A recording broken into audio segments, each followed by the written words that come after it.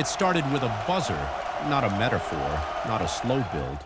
A buzzer sounded in San Antonio, Texas, on the night of June 13th, 2026, and 900 miles away, a city of 8.5 million people lost its mind. You didn't need to be a basketball fan to feel it. You just needed to be in New York. The New York Knicks had just won the NBA championship for the first time in 53 years, and if you think you understand what that number means, you probably don't. Not yet.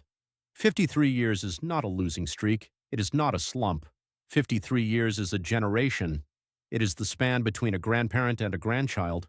It is long enough for a baby born on the day of the last title, 1973, the year of Watergate, of the Vietnam ceasefire, of disco being born, to have grandchildren of their own who grew up watching the same team fail over and over in the same building. Fans have a word for it, the wait.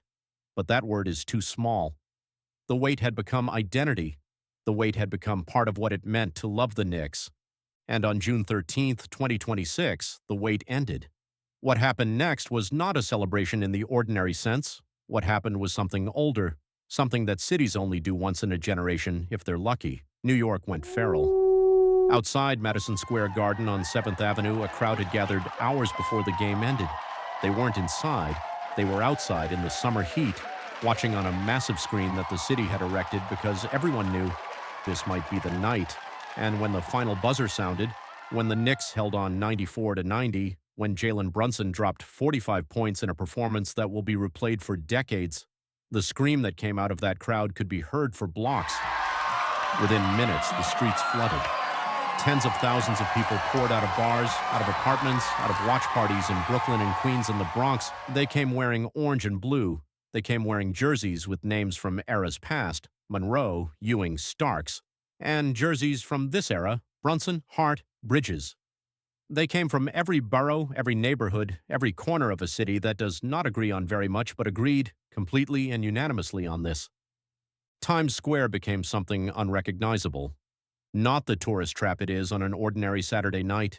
Something raw, something that felt, to the people who were there, like the city was reminding itself of what it actually is. Police officers and ambulance workers in Brooklyn were shouting, "Let's go Knicks," over their loudspeakers. Strangers shook hands. Strangers hugged.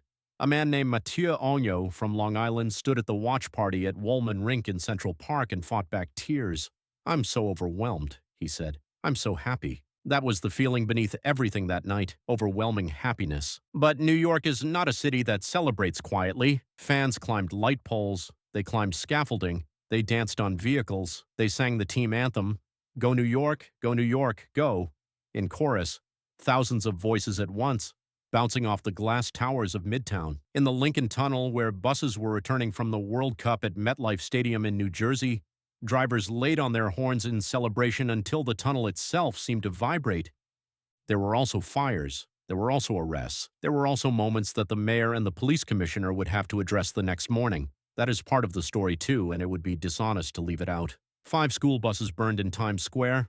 63 people were arrested. A 17-year-old was shot near 42nd Street and Broadway and survived. And it was a reminder that a city celebrating and a city in chaos can look identical for a few hours. But here is what the statistics of that night cannot capture. Here is what the police reports miss. For most of the people who were in the streets on June 13th, 2026, that night will be the single most joyful public moment of their lives. Think about that. Not their wedding, not a graduation, the night their basketball team won a championship. Why? Why does sports do that?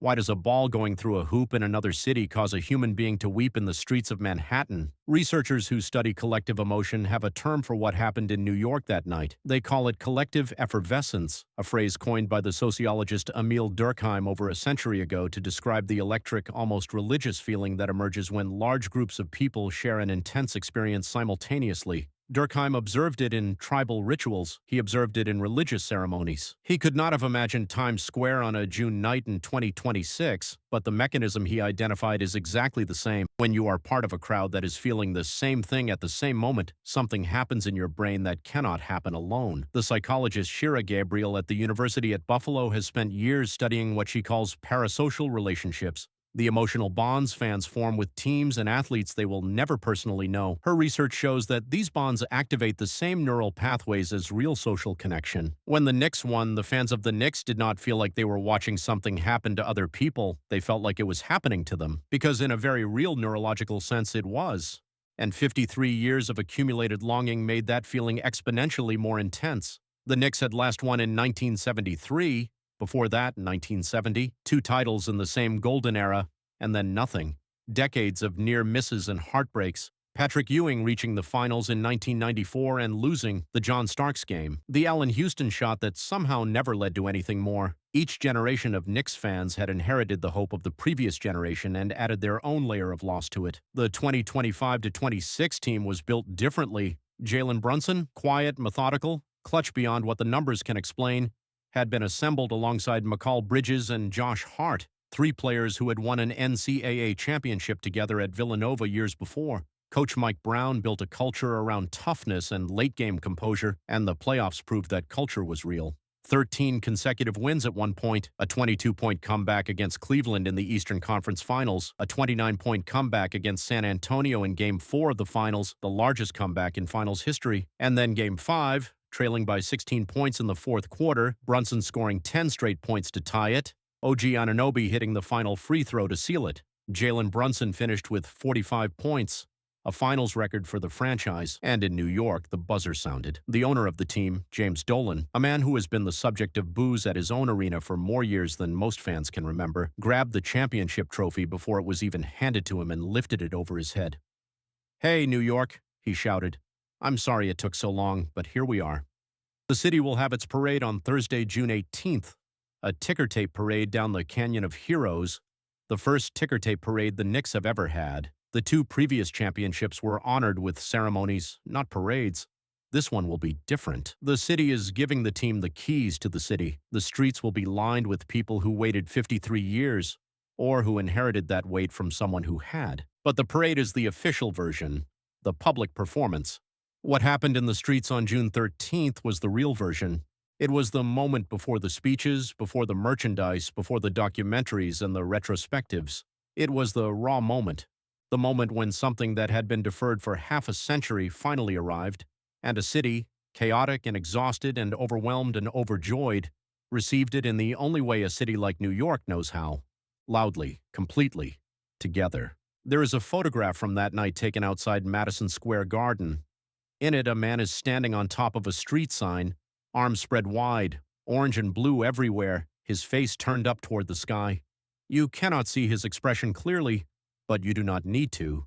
You know exactly what his face looks like, because somewhere inside you, whether you follow basketball or not, whether you care about New York or not, you know the feeling of waiting a long time for something that matters, and you know what it feels like when it finally comes.